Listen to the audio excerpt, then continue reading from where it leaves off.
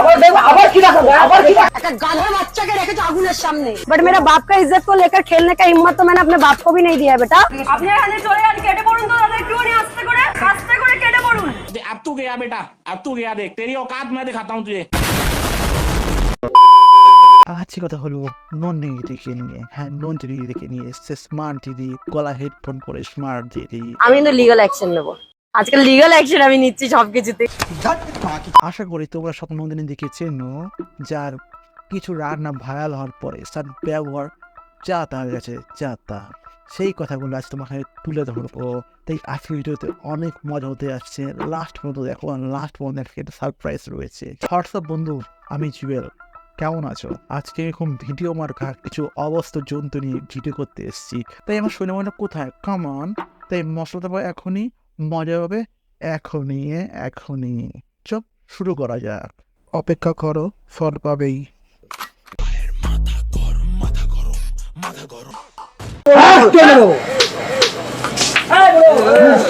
একদম দেবো আবার দেখো আবার কি রাখো আবার কি রাখো যেটাতে আমার এইটা যদি আরে দিদি, তোমার দোকানটা ডাবলি, তোমার বাবা লাস্টে হাত তুলছে লোকের গায়ে। বাট যাই না, দোষ কি ভুল, কিছু একটা আছে। তা বলে পাকিস্তানের মতো আমার বর্ডারের এমন যুদ্ধ এমন লাগে, ঠিক তোমার দোকানেও যুদ্ধ সবসময় লেগে থাকে। জীবনে আমি অনেক বড় ডিসিশন নিয়েছি। হ্যাঁ, ভাগ্যিস এই নন্দিনীর দোকানে কোনো খেতে আমি চাইনি, আমি যাবো না। এ ব্যবহার দেখার পরে ভাবছি দিদি হোটেলে খেতে গেলে নিজের লাইফ ইন্সুরেন্স করে যাবো। যদি কিছু হয়ে যায় তখন ভাত খেতে গিয়ে নিজের মাথা কাপড় ফাটিয়ে চলে আসবো। কে জানে। वो मेरे से ऑलमोस्ट मेरे पापा से भी उम्र से ज्यादा है। আচ্ছা, তোমার বাবার থেকে যখন বয়স অনেক বড়, তার তুমি গায়ে হাত দিলি? সত্যি বুদ্ধিনি, তার বয়স্ক গায়ে গল্পটা হাত দিয়ে দিলি তুই? बट वो ना एवरीडे हैरेस करते हैं फिजिकली। ওয়াও, ফিজিক্যালি হ্যারাসমেন্ট করে, আবার প্রতিদিনও।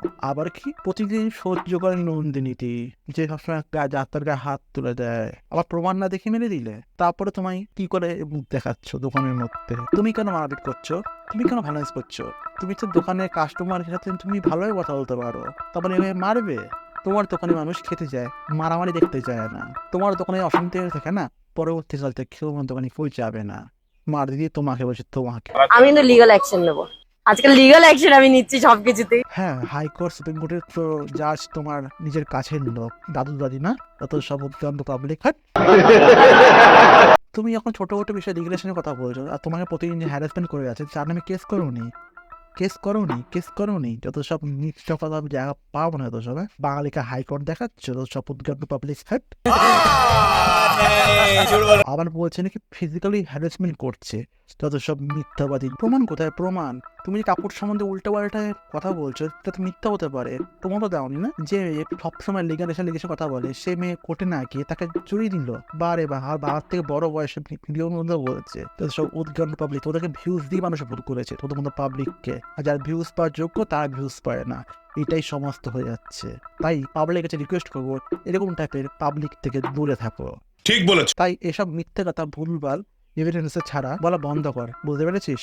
যদি বা তুই মেয়ে বলে ভুল করবি, সেটা সমর্থন করতে হবে আমাকে, সেটা একদম ভুল। কারণ মেয়েরা ভুল করে, তুই মেয়ে বলে ছাড় পাবি না, বুঝতে পেরেছিস? झुक के रहना पड़ेगा मेरे आगे, पतली गली से निकल निकल निकल निकल निकल।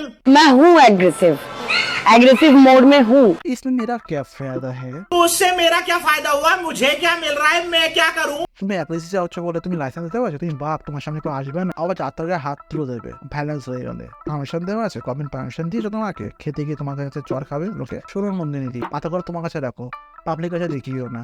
এই যে বাইরের কাছে ঠিক আছে, বাট পাবলিক কাছে দেখো না। পাবলিক যখন রেগে যাবে না, তোমার হুলিয়া, তোমার মুখটা থাকবে না।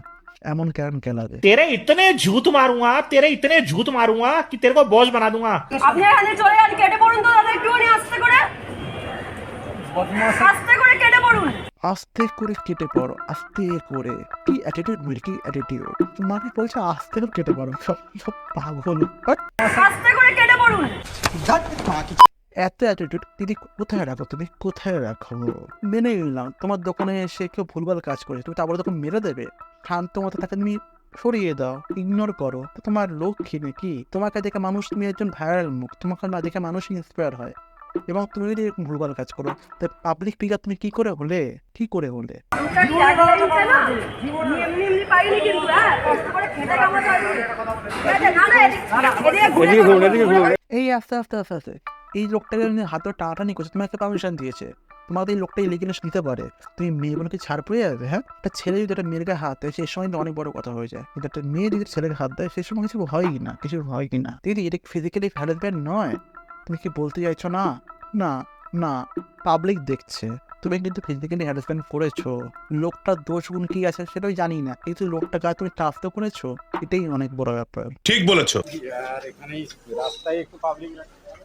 পাবলিক আমিও তো দাদা, আমি কোন সে ও পাবলিক, আমি কোন সে ও পাবলিক, আমি জানোয়ার লাগি? দিদি দিদি তোমাকে তোমার জানোয়ার কি বলেছি? তুমি নিজেকে নিজেই জানোয়ার বলে থাকো তাহলে সেটা আমাদের দোষ কোথায় আছে? তো ওটা ফুটপাথ, ওটা তোমার দোকান নয়।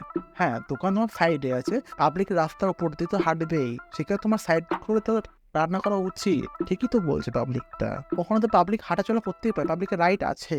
দেখছেন ভাই খোঁড়াচ্ছে, তাও সাইড দিন সাইড দিন না হলে কি মাই বল ধাক্কা মেরে তোমার ফুলের সাথ এখান থেকে ফেরা, এটা কি করবে? কোনো তো রাস্তা ফুটপাথ বাবা, এখন পাবলিক তো রাস্তা দিয়ে যাবেই। তুমি কি বলতেছো, কি বলতে আছো এখানে?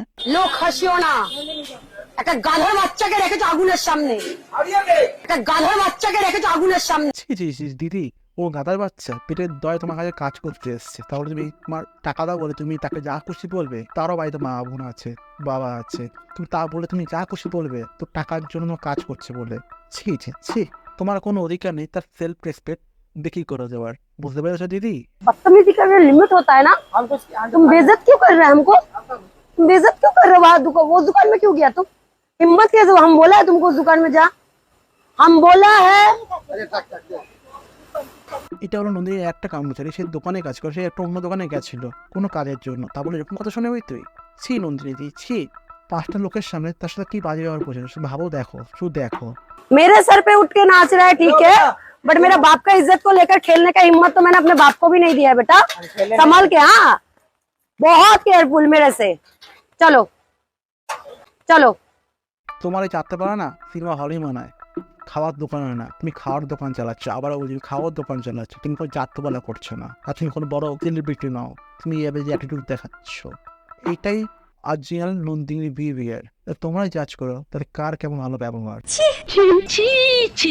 আমরা অনেক দোকানদারকে চিনি সোশ্যাল মিডিয়াতে, তারা কিন্তু এরকম ভাইলেন্স করে না, শুধু একবার নন্দিনী দিয়ে ভাইলেন্স করে সব জায়গায় সব সময়। যত মারপিট হয় নন্দির সাথেই হয়, যত ঝামেলা হয় নন্দির সাথেই হয়। নন্দিনী না বাকি পাবলিকতে সেটা তোমাদের উপর ছেড়ে দিলাম। তুমি এখন ভাবছো তুমি বিশাল ভাইরাল, তোমার মানুষ অনেক গুরুত্ব দিচ্ছে, এই গুরুত্ব না দুদিনে পড়ে যাবে, দুদিনে পড়ে যাবে। সেরকম ভাইরাল অনেকে উড়ে গেছে, যেমন বাদাম কাকু, মাখা কাকু উড়ে গেছে, তুমি সেম টু ক্যাটাগরির মধ্যে পড়ো, কিন্তু তুমি এখনো যাওনি, কিন্তু যাবে যাবে ভাব মনে হচ্ছে এবার আমার দেখে। তোমার না অ্যাটিটিউডটা বেড়ে গেছে, তাই তোমার অ্যাটিটিউডটা কমাও, তোমার পক্ষেই ভালো হবে। যদি তোমার পক্ষে ভালো হবে, যে বেশি অহংকার করে তার পতন ততই হয়, তাড়াতাড়ি হয়। অহংকারের মূল পতন, এটা কথা আছে না, সেই তোমার সাথে এটাই হচ্ছে। আর দেবে না ওর মধ্যে এখন আর কিচ্ছু।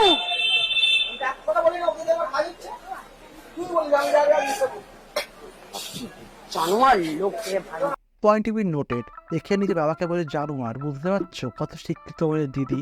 নিজের বাবাকে বলে জানোয়ার, জানোয়ার লোক রে ভাই বলছে জানোয়ার লোক রে ভাই। নিজের বাবাকে জানোয়ার কে বলে, তা আবার 5টা লোকের সামনে? তোমার বাবা যে সেলফ রেসপেক্ট আছে না, তুমি সেটা মাটিতে মিশিয়ে দিলে, মাটিতে মিলিয়ে দিলে। বাবা